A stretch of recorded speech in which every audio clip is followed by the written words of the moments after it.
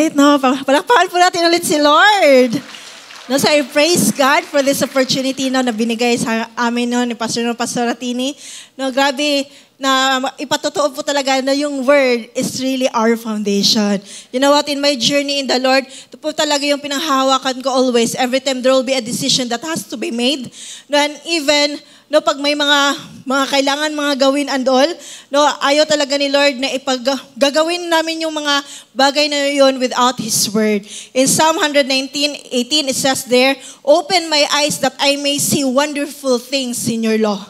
I would always declare that na, Lord, open my eyes. Gusto ko pa, Lord, makita kung ano yung prepare mo, Lord, out of this word na sinasabi mo sa amin. And you know what?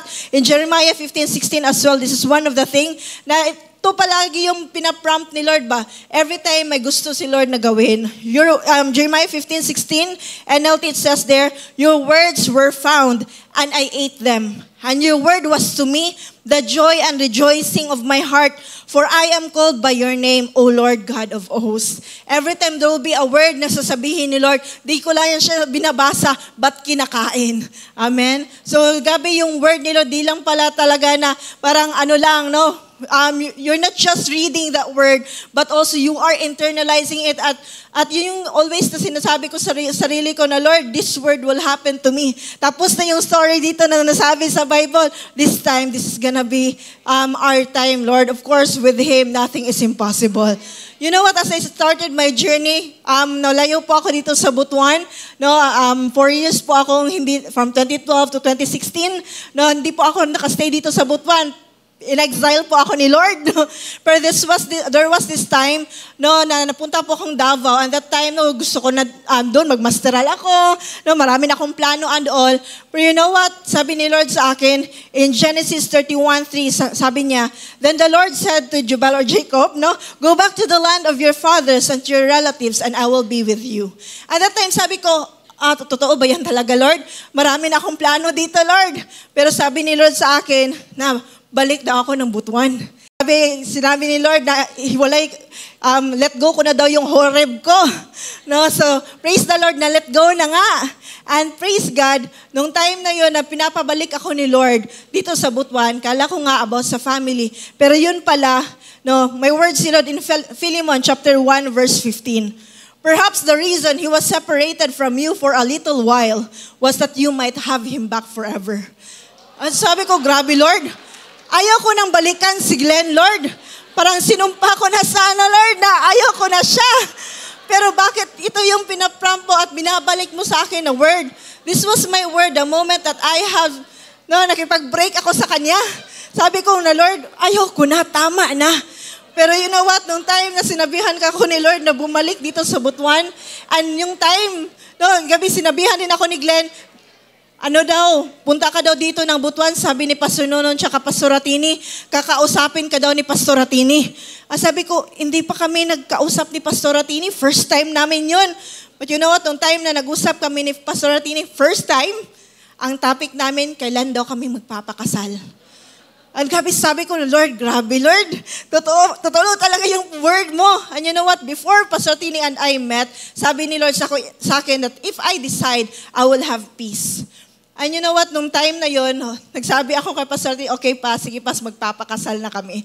Kahit hindi pa kami boyfriend, girlfriend, pero sabi niya, sa isip mo lang yun. No? Pero praise the Lord, yun, nag-obey ako na, sige Lord, hindi na ako mag-aantay kung kailan kami magkaka-savings. Hindi na ako mag-aantay na yung mga plano ko ma-fulfill. But ito yung direction mo, Lord. So you know what? Even during that time, nag-ask pa rin ako ng confirmation kay Lord.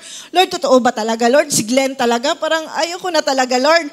But you know what? Sabi ni Lord sa akin in 1 Timothy 3:8-9, in the same way, deacons are to be worthy of respect, sincere, not indulging in much wine, and not pursuing dishonest gain. They must keep hold of the deep truths of the faith with a clear conscience. They must first be tested, and then, if there is nothing against them, let them serve as deacons. Para sa akin po yung deacons primary. You know what? Nung nagkabalik po yung communication namin ni Glenn, di po siya primary leader. Tsaka bago pa po siya na-win in the Lord. But grabe, the moment I received this word, grabe, a month after, naging primary siya. Sabi ko, Lord, si Glenn talaga yung gusto mo para sa akin. Bakit sa lahat ng mga leaders na bago, bakit siya pa yung na primary? Pero you know what? Yun yung confirmation ng word ni Lord. And po namin, sumunod po ako sa word ni Lord, praise the Lord. On 2016, na-connect po ako dito sa New Gen. Kasi nga, on August 2016, bumalik po ako dito sa New Gen. And on September 23, 2016, nagpakasal po kami. 1 month lang po yung totoong preparation. Long distance po kami during the, po talaga. Pero grabe yung ginawa ni Lord, yung puhunan po namin that time, faith po, tsaka yung word ni Lord. Kasi pera po, wala po talaga. Wala po kaming savings and all. Si Glenn, pumupunta ng iba't ibang lugar, nagbibenta ng mga SD card, mga SIM card, para po sa pangkasal namin. Pero amazing po talaga yung provision ni Lord the moment we're gonna act on faith and act according to His Word. And you know what? As I continued my journey here in New Gen with Pastor Pastoratini, ito po talaga, sinare na po ni Joy, yung 2 Chronicles 20:20. Believe in the Lord your God and you shall be established. Believe His prophets and you shall prosper. No, so grabe po talaga itong word na to, that it is not just an ordinary word for us, but we are living this kind of word na hindi namin maa-attain or we could not surpass any kind po of mga circumstances na nangyayari sa amin na kami-kami lang, lalo na po pag maging, mag-asawa na, ibang level na, without our pastors. Kaya we praise God po sa buhay nila. And even nung time po na inopen ni Lord yung online, grabe din po yung direction nila Pastoratini sa amin. Noong time po na na-open po yung online jobs or even yung remote works, ito po yung word ni Lord sa akin that time. Isaiah 60:11, Isaiah 65, your eyes will shine and your heart will thrill with joy, for merchants from around the world will come to you. They will bring you the wealth of many lands. And I said, Lord, Amen, Lord. Merchants, mga companies from different world. Di na namin kailangan pumunta ng US or even other countries para maka-earn ng US dollars. Lord, they will come to us and that is through online. And you know what? We praise God. Grabe yung ginawa ni Lord. From one client and sunod-sunod ni Lord. Amen. And even Isaiah 60:11, your gates will always stand open. They will never be shut day and night, so that people may bring you the wealth of the nations, their kings led in triumphal procession. I praise God na grabe, hindi lang isang company, but grabe ilang companies na. Na nagsimula kami, grabe sa September that time, 1, 2, 3, mga 4 yon in 1 month. Full-time, project-based, part-time, grabe, lahat ng iba't ibang klase ng clients, binigay ni Lord. Ang grabe, sunod-sunod na. Ang glory to God, iba na po yung ginawa ni Lord. Na grabe, sa isang worker lang, nagsimula kami. But praise the Lord, with the direction of our leaders, grabe yung progression na ginawa. Anong time na grabe from a solo freelancer, noong 2019, 2018 po kasi kami nagsimula. Noong 2019, sabi nila pa sa amin to scale it up. Na hindi lang kami dalawa ni Glenn, but yun nga, mag-hire na po kami. And we will start it sa mga disciples namin. And you know what? Our word during that time is 1 Samuel 3:11. That the Lord said to Glenn and Jubel, or Samuel, I will soon do things in Israel that will shock anyone who hears about them. And we said nga, Lord, embrace namin to. The instruction nila pa to scale it up, then we will do it. And you know what? We praise the Lord. Grabe, nag-start na yung home office talaga. May nag-work na po sa amin. Ayun nga, yung word po namin, kung ano yung pangalan ng home office namin is coming from Philippians 4:13. It says there, I can do, pero change po namin, nang we can do all things or skills through Christ who strengthens us. Kaya yung name po ng office namin is WeCan. WeCan Virtual Assistant Services. And we praise the Lord. The moment nga yung mag-flow po tayo sa word ni Lord, even the moment we have flowed in the word ni Lord, yung Luke 1:45, indeed, sabi diyan, and blessed is she that believe, for there shall be a performance of those things that which were told her from the Lord. Sabi namin, kung noon, every time mag-share si Pas dito, na grabe yung mga testimonies ng mga leaders na nagkakanegosyo sila, may mga hardware na pinapasa from one person to another, and dyan lang ako sa likod, sinasabi ko, Lord, one day mag-showdown ka sa buhay namin. And indeed, the Lord is faithful to His word, that His word is indeed glory, all for His glory, manifesting in our lives. And you know what? As we started, yun nga, 50,000 pa lang yung first fruits namin.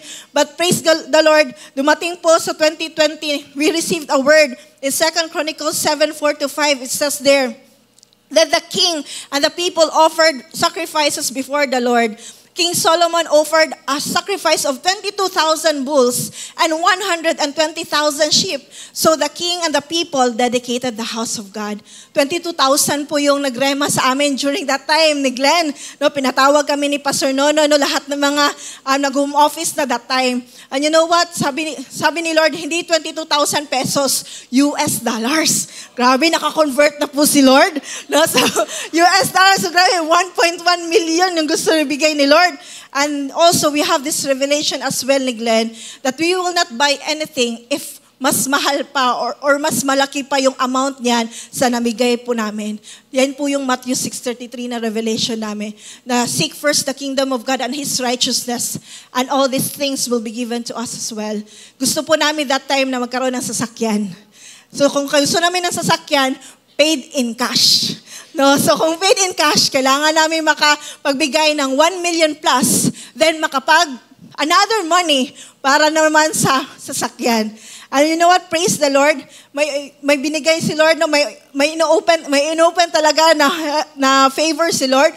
And we praise God on 2021 na nakapagbigay po kami ng 1,115,000. Glory to God for that.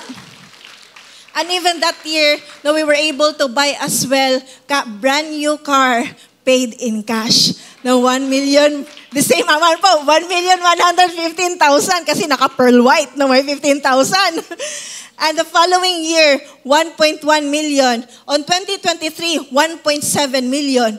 And glory to God, last year po, 2 million. Glory to God. The Lord is really so amazing. Na shalom kind of life po talaga yung gusto niya sa buhay natin. Nothing missing, nothing lacking, nothing broken. The Lord has shown Himself faithful in our relationship, nor even in the ministry. But you know what? Yung isa sa kapital talaga po namin in this journey, not just the giving, but also working out the ministry. Part po to sa Matthew 6:33 namin, no, that we will always seek the Lord and His righteousness. Ano yung nire-require ni Lord?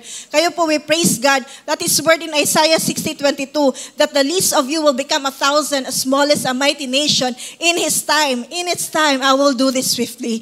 Kung noon nga, just like kay Joy, no, grabe, mga less than 12 pa, o di grabe, yung mga part ng cell leaders ko that time, grabe, andito pa sa kids, parang kids network po kami, no? Parang yung husband ko sinasabi, ano yun sa inyo? Kasi may cheer kami ba? May mga ganon, jingle per network. Then yung mga cute yung mga leaders ko. Then tinatawanan ako ni Glenn, sabi niya, ano yun sa iyo, kids church? No, so, but you know what? Praise the Lord, no? Lumaki na sila, no? Ay, hindi lang yan. Grabe. Praise the Lord. Hindi simula lang yun.